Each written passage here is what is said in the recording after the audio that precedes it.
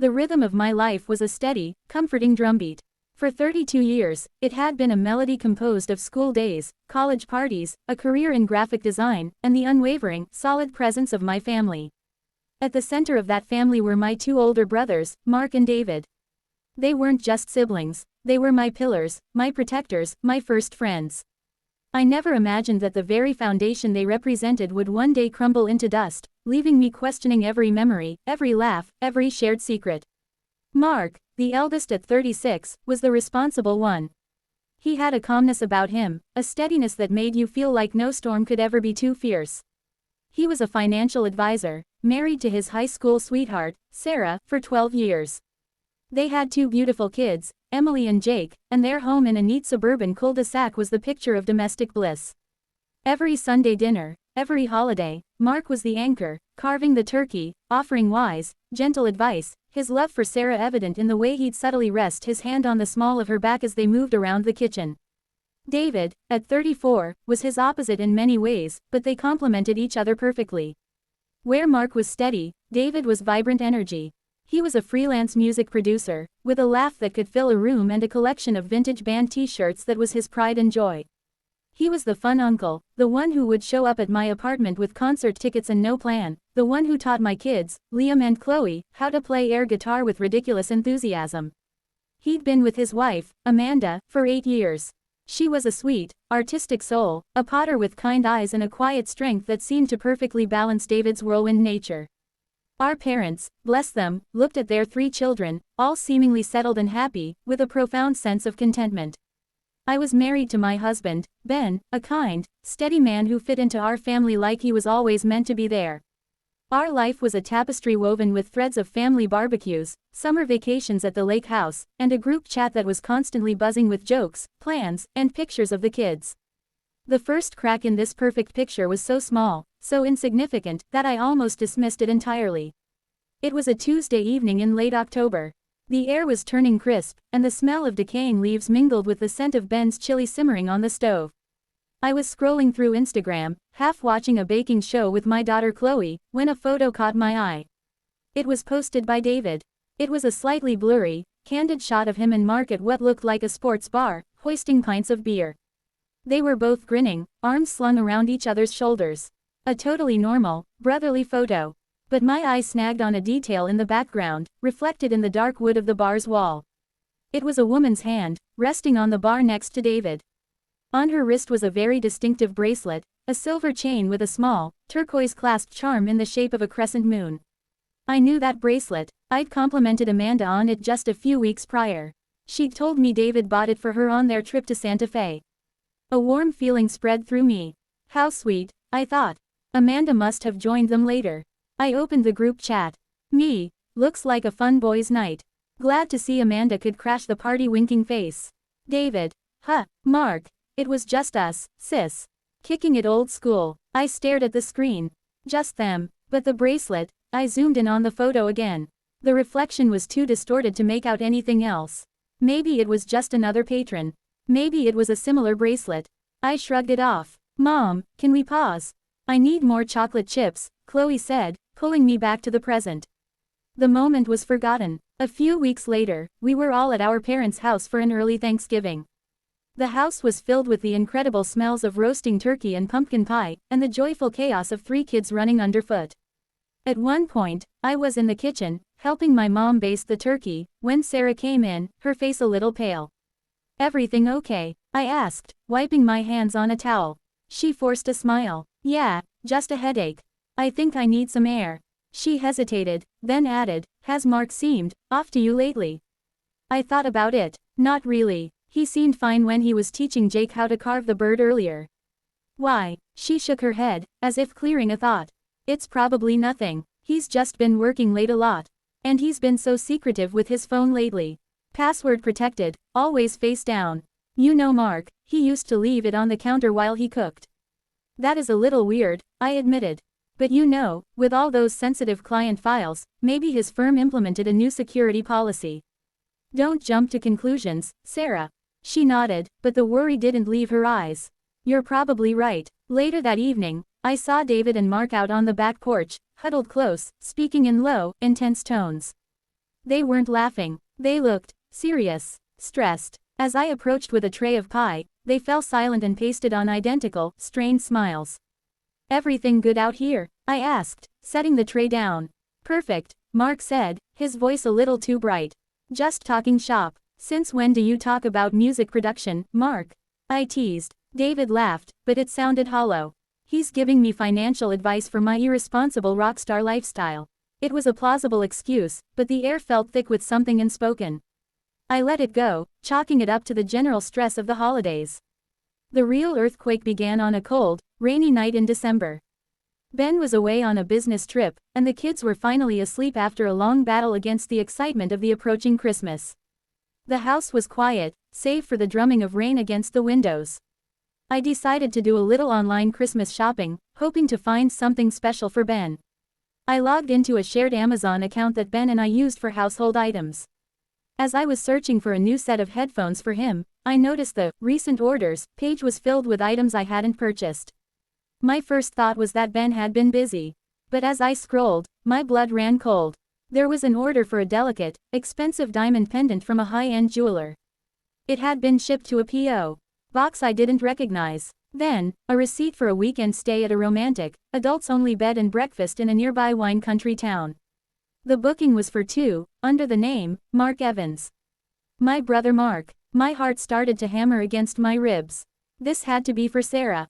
A surprise anniversary trip, but their anniversary was in June. I kept scrolling, my hands trembling. There was another order, this one for a limited edition, signed vinyl box set from David's favorite indie band. An item I knew he'd been desperately trying to find. It had been shipped to the same P.O. box. A cold, terrifying clarity began to dawn on me.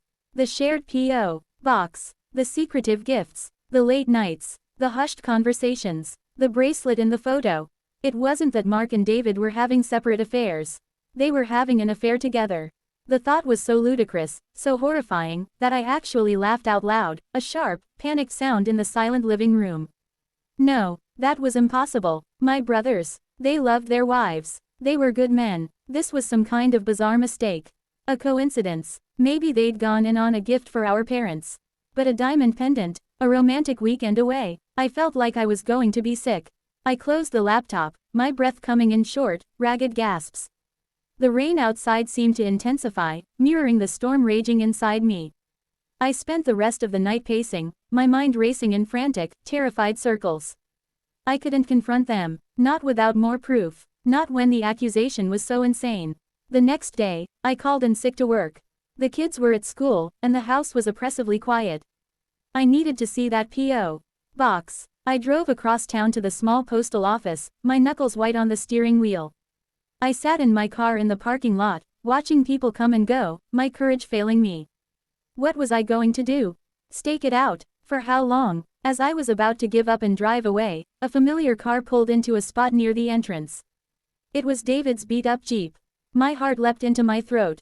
He got out, his movements quick and furtive. He was alone. He unlocked a small P.O. box, pulled out a stack of mail, and got back into his car, driving away quickly. I sat there, frozen. It was real. The P.O. box was real, and David had just accessed it. The following days were a blur of sleepless nights and forced normalcy.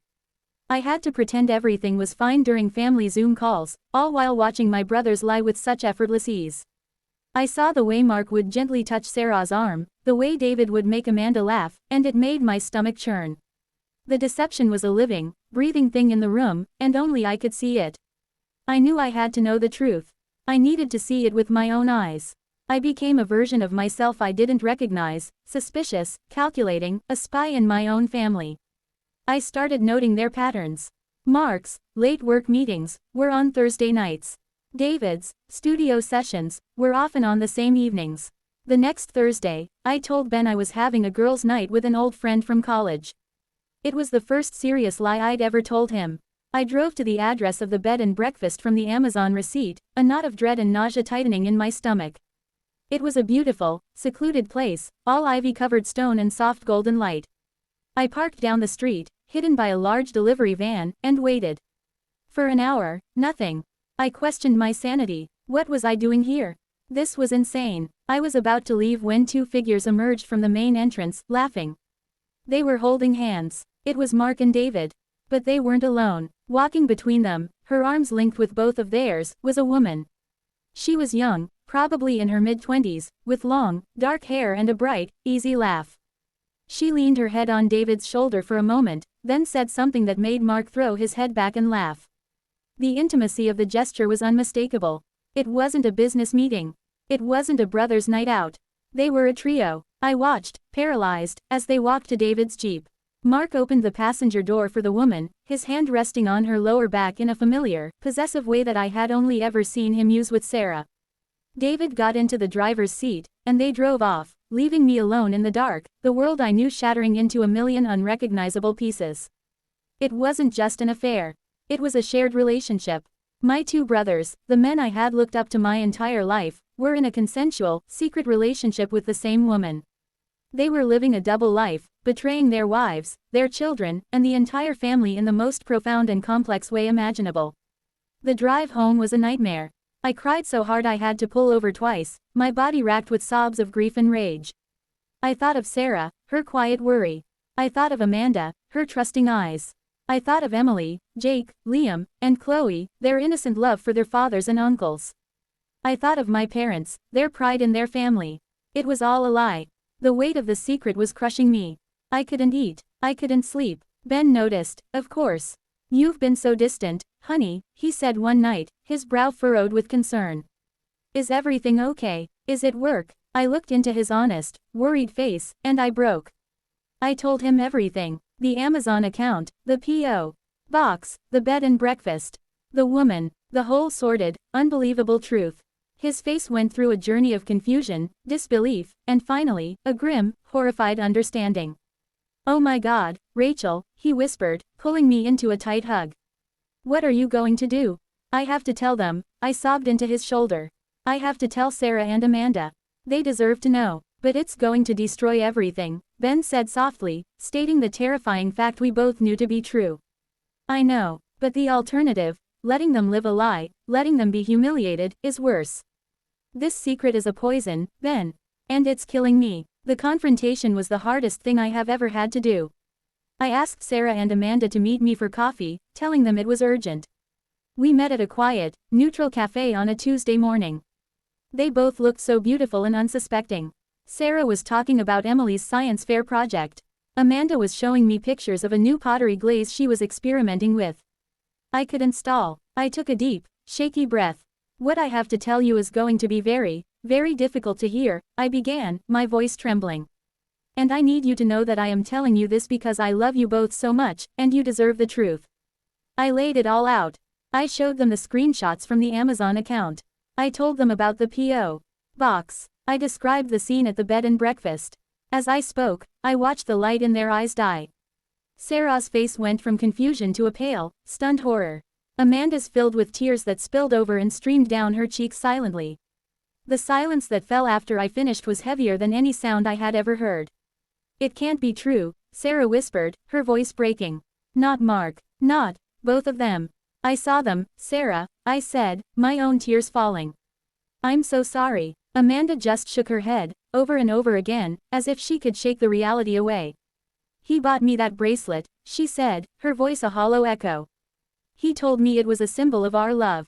The fallout was nuclear. Sarah and Amanda confronted their husbands that night. The lies unraveled quickly once they were challenged. The woman's name was Isabella. She was a musician David had met at a studio session. Somehow, what started as a friendship had spiraled into this bizarre, secret pact between the two brothers. They had been living this double life for over a year.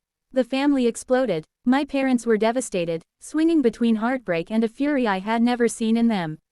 The Sunday dinners ceased. The group chat went permanently silent. Sarah, with a strength I will always admire, filed for divorce immediately. She and the kids moved in with her parents for a while. Amanda, shattered, entered a deep depression and eventually moved back to her hometown to be with her family, ending her marriage to David. My brothers became pariahs. Mark lost his family and the respect of his community. The steady, responsible one was revealed to be the architect of an unimaginable betrayal. David's vibrant energy curdled into a desperate, lost anger. He blamed me, at first, for snooping and destroying the family. The irony was a bitter pill to swallow. I tried to talk to them, once, after the dust had settled. It was a painful, futile conversation. They were defensive, ashamed, and utterly broken. We never meant to hurt anyone, Mark said, his eyes hollow. It just happened. It felt. Don't you dare say it felt right, I cut him off, my voice cold. There is nothing right about this. You didn't just have an affair. You created a conspiracy against your own family. You made me, your sister, an accomplice in your lie by forcing me to keep your secret. David looked at me, his face a mask of misery. We're still your brothers, Rachel. Are you? I asked, and I meant it. The men I knew, the brothers I loved, were gone. In their place were two strangers who had committed an act of such profound infidelity that it felt like a death. That was 2 years ago. The scars are still there, deep and permanent. Our family gatherings are small and quiet now, filled with a palpable absence. I have a relationship with my parents, and I am a rock for Sarah and my nieces and nephew. My relationship with Ben grew stronger through the fire, forged by a shared burden of a terrible truth. As for Mark and David, they are shadows on the periphery of my life. I see them occasionally, at a parent's birthday or a funeral. The easy camaraderie is gone, replaced by a stiff, painful politeness. They both live alone now. Isabella, I heard, moved on shortly after the truth came out. The fantasy couldn't survive the harsh light of reality. I never imagined that my two brothers would do this. I never imagined that the people I trusted most could build a fortress of lies so elaborate and so cruel. The infidelity wasn't just a betrayal of their marriage vows, it was a betrayal of siblinghood, of shared history, of the very concept of family. It taught me a terrible lesson, that the people you think you know best can be strangers, and that the most beautiful picture can hide the ugliest truth. And that is a story I never wanted to tell, but one that is, forever, a part of who I am.